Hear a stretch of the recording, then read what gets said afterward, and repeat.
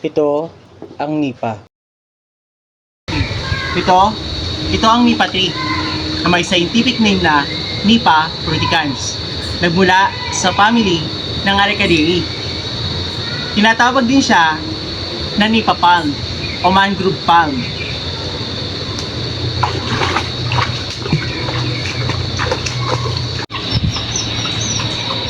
Hindi kagaya ng mga coconut palm, ang nipa palm, lumalaki ang kanyang puno sa ilalim ng lupa. Tanging ang trunks at ang mga dahon lamang ang makikita natin sa ibabaw, kasama ang kanyang mga bunga at bulaklak. Ang dahon naman ng nipa palm ay humahaba ng 9 na metro o 30 talapakan.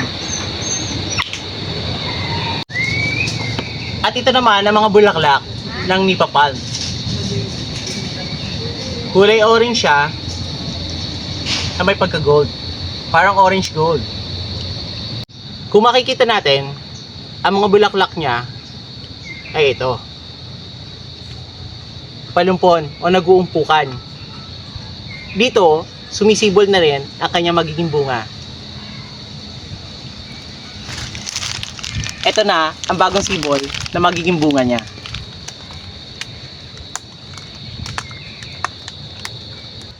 Mula doon, sa bago sumisibol na bunga, ganito na ang magiging itsura ng bunga ng palm tree. Pabilog, parang globo. Ito lahat ang kanyang magiging bunga.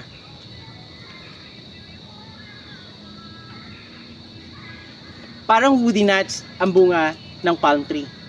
Medyo matigas, ganyan din ang kanyang balat. Makikita natin ang mga bagong seedlings ng nipa. Kahalintulad ng sa coconut, mula sa bunga, magkakaugat at doon sisibol ang mga dahon nito.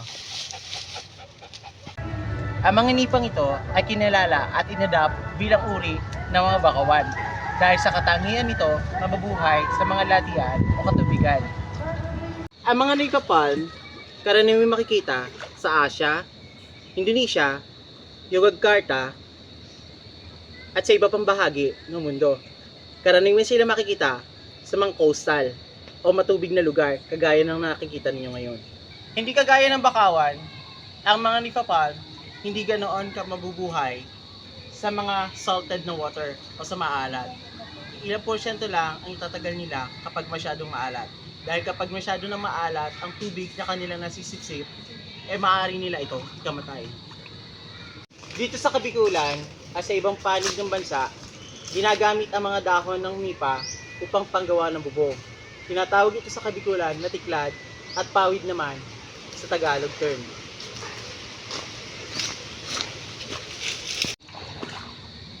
At yan ang nipa. Samahan niyo ako muli sa susunod nating paglalakbay upang kilalanin ang iba pa mga puno na makikita natin sa ating kalikasan. Kagaya ng ibang puno sa ating kalikasan, ang nipa ay parte rin nito. Kaya naman, samahan niyo ako upang pangalagaan sila at huwag sisirain.